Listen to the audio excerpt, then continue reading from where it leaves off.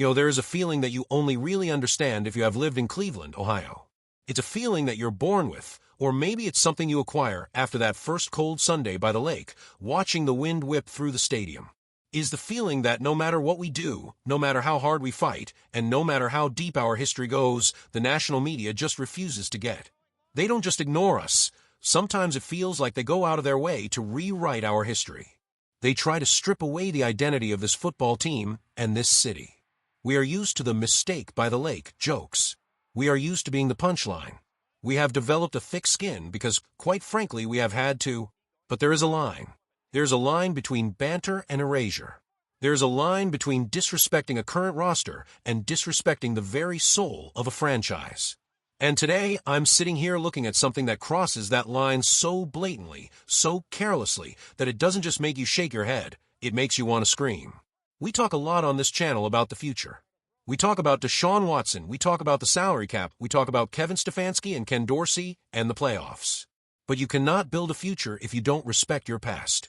And when a major national outlet decides to take one of the most beloved figures in Cleveland sports history, a man who literally bled for this city, a man who maneuvered his way through the supplemental draft just to be here, and they try to rebrand him as something he never was, well, that's when we have a problem. We have been waiting for the national perspective to shift. We keep thinking, okay, once we get good again, they'll respect the history. But this week proved that it's not about winning or losing games right now. It's about a fundamental lack of understanding of what the Cleveland Browns mean to the NFL. It feels like we have been fighting this battle forever, screaming into the void, telling them that our legends matter. And today, the disrespect didn't come from a rival fan base. It didn't come from a Steelers beat writer or a Ravens troll account. It came from a major publication, supposedly the experts of the sport. And honestly, it's slap in the face to every single person who sat in the Muni lot in the 80s and every kid who grew up hearing stories about number 19. But before we get into the details of this absolute travesty from Bleacher Report and why it exposes a much bigger problem with how the NFL views Cleveland, I need you to do something for me. I need you to click that like button right now. Let's get this video out to as many Browns fans as possible because we need to be united on this. And I want you to tell me in the comment section, on a scale of 1 to 10, with 10 being absolute rage, how angry does it make you when a national media gets basic facts about the Browns wrong? Is it just laziness, or is it disrespect? Let me know in the comments. I'm reading every single one today because I have a feeling the temperature in there is going to be hot. So let's get into it. The news broke recently that Bleacher Report released their list of the top 99 quarterbacks in NFL history. Now, lists like these are always designed to make people mad. That's the point. They want engagement. They want us arguing about whether Patrick Mahomes is already the GOAT or where Tom Brady sits. And usually I ignore them. It's clickbait. But this one caught my eye, and then it made my blood boil. They ranked our guy, Bernie Kosar, at number 80 overall. Now pause for a second. We could debate the ranking. Number 80? Okay. We'll talk about the stats in a minute. We'll talk about whether he should be higher. But that is not what has Browns fans lighting up social media. That is not why I am sitting here talking to you today. The problem is the photo.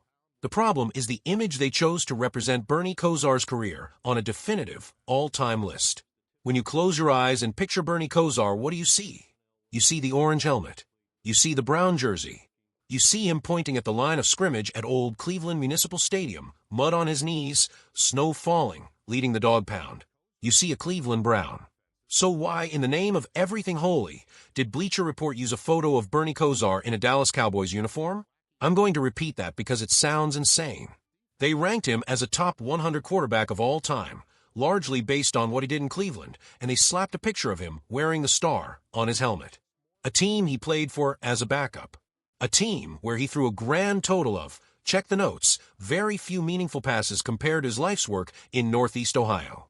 This isn't just a typo. This isn't just an intern grabbing the first image on Getty Images. This is a symbol of how little they pay attention. Let's actually deep dive into this, because if we don't set the record straight, nobody else will. Bernie Kosar is ranked number 80. Let's look at the resume that got him there, and you tell me if any of this screams Dallas Cowboys. Bernie played 9 seasons in Cleveland. 9. He was the heart and soul of this team during one of the most competitive eras in AFC history. We are talking about over 23,000 passing yards. We are talking about 16 game-winning drives. Think about the context of the NFL in the mid to late 80s. You had Marino in Miami. You had Elway in Denver. You had Kelly in Buffalo. And you had Bernie in Cleveland. That was the Mount Rushmore of AFC quarterbacks. Bernie led this team to 3 AFC championship games in 4 years. 3. Do you know how hard that is? Do you know how many franchises would kill for a run like that? And he did it with a style that was uniquely his. He wasn't the most athletic guy. He didn't have the biggest cannon of an arm, like Elway. But he was smarter than you. He was the genius. He changed the way the quarterback position was played before the snap. He is the guy who figured out how to beat defenses with his mind before the ball was even snapped. And when he did throw it, the sidearm delivery, the awkward movement that somehow always put the ball exactly where it needed to be. That is Cleveland. Gritty, unorthodox, intelligent, and successful. Now let's look at the Dallas chapter that Bleacher Report apparently thinks defines his career. Yes, Bernie Kosar has a Super Bowl ring. He won it with the Cowboys in the 1993 season. He came in as a backup to Troy Aikman after Bill Belichick, controversially, and we all remember that pain, cut him. Bernie went to Dallas, played in a few games, and yes, he played in the NFC Championship game when Aikman got hurt, and he kneeled down in the Super Bowl. He was a veteran presence. He was a luxury insurance policy for a dynasty team. He played in Dallas for part of 1 season. He started 1 game. 1. Compare that to 108 starts for the Cleveland Browns. Compare that to the wars against the Steelers, the Oilers, the Broncos. To showcase him in a Cowboys jersey is to say that his value comes from holding a clipboard for Troy Aikman rather than leading a franchise to the brink of the Super Bowl 3 times. It implies that his championship ring is more important than his actual playing career. And that is the disrespect. It's reducing a franchise legend to a footnote on another team's history. And let's look at the other Browns on this list because it makes the Kosar decision even weirder. They had Otto Graham at number 12. Okay, Otto is a god of the game, that's fair, maybe even too low considering he won 10 championships in 10 years, but we'll take it. They had Len Dawson at number 29, a Steelers draft pick who became a legend in Kansas City, but we still claim his early days. But then look at Brian Sipe. Brian Sipe, the MVP of the Cardiac Kids, came in at number 79. 1 spot ahead of Bernie. Now I love Brian Sipe. 1980 was a magical year, but putting Sipe and Kosar back-to-back tells me they recognize the era of Browns football. They know who these guys are. So, if they found a picture of Brian Sipe in a Browns uniform, which I assume they did, why couldn't they find one for Bernie? It suggests a level of carelessness that is frankly insulting. It suggests that when the editors were looking at the layout, they saw Super Bowl champion next to Kosar's name and just assumed, oh, put him in the winning jersey. Erases the struggle. Erases the identity. And this isn't just about a picture. It's about the narrative. It's about the butterfly effect of how history is told. If you have a young fan, maybe 15 or 16 years old, who is just getting into the history of the game, and they click on this article, they scroll down to number 80. They see Bernie Kosar in a Cowboys jersey. What is the subconscious message? The message is, great players don't play for Cleveland. If he was on this list, he must have been a Cowboy. It reinforces the idea that Cleveland is just a stepping stone or a graveyard, and that real success happens elsewhere. We know that's not true regarding Bernie's legacy. Bernie chose us. Remember? He gamed the supplemental draft to come home. He didn't want to play for Minnesota. He didn't want to play for Houston. He wanted to be a Cleveland Brown. He fought to be here. And to strip him of those colors in his historical ranking is a betrayal of that choice. Let's pivot a bit here and talk about the strategic analysis of this, or rather, the cultural analysis. Why does this matter for the team right now?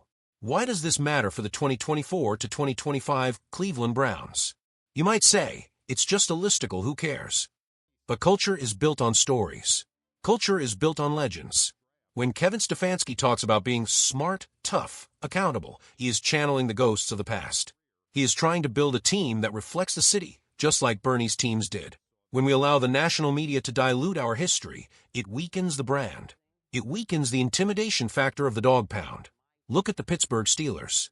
When their legends are mentioned, Terry Bradshaw, Ben Roethlisberger, they are always shown in the black and gold. The media protects that brand. They uphold the Steeler way. Look at the Packers. Look at the Cowboys. Their history is revered. Cleveland's history is treated like a garage sale. Pick apart what you want, mock the rest. And if the guy was good, let's pretend he played somewhere else. This impacts the us against the world mentality. In a way, maybe this is good fuel. Maybe this is exactly what the locker room needs to see. It's a reminder that nobody outside of that building respects us. Nobody gives us the benefit of the doubt. Myles Garrett knows this. Denzel Ward knows this. Nick Chubb definitely knows this. They know that to get respect in this league, wearing orange and brown, you have to do double what everyone else does. You don't just have to win, you have to dominate. Because if you just win, they'll credit your backup QB, or they'll credit the weather, or they'll show a picture of you in a Pro Bowl jersey instead of your team colors. And think about the financial aspect, the business side. The Haslams are always trying to modernize the brand, trying to build up the global Browns fan base. But you can't go global if you don't protect the local. Bernie Kosar is still a massive part of this organization's marketing. He's on the pre-game shows. He's at the events. He is an ambassador. When a partner like Bleacher Report, and let's be honest, the NFL and these media companies are all partners in content, disrespects your top ambassador, it hurts the brand equity. It dilutes the product. Let's play the what-if game. What if Bernie had beaten Elway in '86? What if the drive didn't happen? What if the fumble didn't happen? If Bernie Kosar has one Super Bowl ring in a Browns uniform, he isn't number 80 on this list. He's top 30. Easily. He's mentioned in the same breath as Aikman and Kelly. The margins in this league are so razor thin. We're talking about a total of maybe 2 minutes of game time separating Bernie Kosar from being a Hall of Famer and Bernie Kosar being number 80 in a Cowboys jersey. That is the tragedy of Cleveland sports. We are always on the wrong side of the what if. And seeing that Dallas star on his helmet is just a painful reminder of what we didn't get. It's a reminder that he had to go somewhere else to lift the Lombardi, even if he didn't really contribute to that specific win on the field. It hurts because it's true, but it's unfair because it ignores the context. And I want to compare this to what other teams are doing. Look at the Bengals. They are clinging to Joe Burrow, trying to build a history right now. They celebrate Ken Anderson and Boomer Esiason, and you never see Boomer Esiason pictured as a Jet or a Cardinal on these lists. He's a Bengal. The Ravens, they protect Ray Lewis and Ed Reed's legacy with everything they have. You don't see Ed Reed in a Houston Texans jersey on all-time lists, do you? No, because that would be ridiculous. So why is it okay for Cleveland? This brings us to the reality of the upcoming season. We have Deshaun Watson coming back. We have Jameis Winston in the room now. We have a quarterback room that is trying to find stability. In a weird way, Bernie Kosar is the standard they are all chasing. Baker Mayfield tried to chase it. He had the attitude, but it didn't work out. Watson is chasing the production. But nobody has captured the heart of the city like Bernie. And maybe that's why this photo stings so much. Because we are desperate for that feeling again. We are desperate for a quarterback who is ours. Not a mercenary, not a rental, not a guy passing through. Bernie was ours. And when they put him in a Cowboys jersey, they are stealing him from us. It makes you wonder if we win the Super Bowl in the next 3 years, let's just say, best case scenario, we go on a run, will the national media finally give us our flowers? Or will they find a way to credit someone else? Will they say, oh, it was just a weak AFC North? This list proves that the bias is deep. It's generational. And it's not going away until we force them to change it. We have to force them to respect the orange and brown. So where do we go from here? What is the takeaway? The takeaway is that we are the keepers of our own history. We cannot rely on Bleacher Report or ESPN or the NFL Network to tell the story of the Cleveland Browns correctly. They will mess it up. They will be lazy. They will default to the easy narratives. It is up to us, the fans, the content creators, the people in the Muni lot, to keep the truth alive. The truth is that Bernie Kosar is a top-tier quarterback who changed the game with his mind. The truth is that he is a Cleveland Brown first, last, and always. The truth is that 53 wins, 23,000 yards, and 3 AFC championship games means more to this city than a backup ring in Dallas ever could. And we need to remind them of that. We need to flood the comments of that article. We need to tag Bleacher Report on Twitter/X. We need to post our favorite photos of Bernie, in the snow, in the mud, in the Browns uniform, and tag at #BernieIsBrowns. We have to control the narrative because clearly they are incapable of doing it with any integrity. This isn't just about a picture, guys. It's about respect. It's about dignity. And it's about standing up for the legends who stood up for us. Bernie took the hits for us in the 80s. The least we can do is take a stand for him now. I want to know what you think. Am I overreacting? Is it just a picture? Or does this speak to that deeper issue we always feel as Browns fans? That feeling that we are the other, the outcasts of the NFL? And let's look forward. If Deshaun Watson leads us to a playoff win this year, does he start climbing this list? If Nick Chubb comes back and wins Comeback Player of the Year, do they finally put some respect on his name, without caveats? We are watching history unfold right now, and we have to make sure it's recorded correctly. We are entering a pivotal time for this franchise. The roster is expensive. The window is right now. The pressure is on Stefanski. The pressure is on Barry.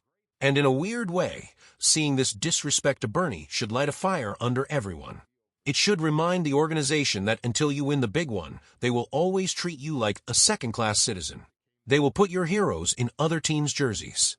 The only way to stop the disrespect is to win so much that they can't ignore you. To win so much that the only pictures they have are of us holding the trophy. That is the mission. That is the only thing that matters. So, make sure you subscribe to the channel, because we are going to keep tracking this. We are going to keep calling out the media bias when we see it. Hit that like button if you believe Bernie Kosar is a Browns legend and nothing else. And click the video on your screen right now. We're breaking down the latest roster moves and what it means for Week 1. Go Browns!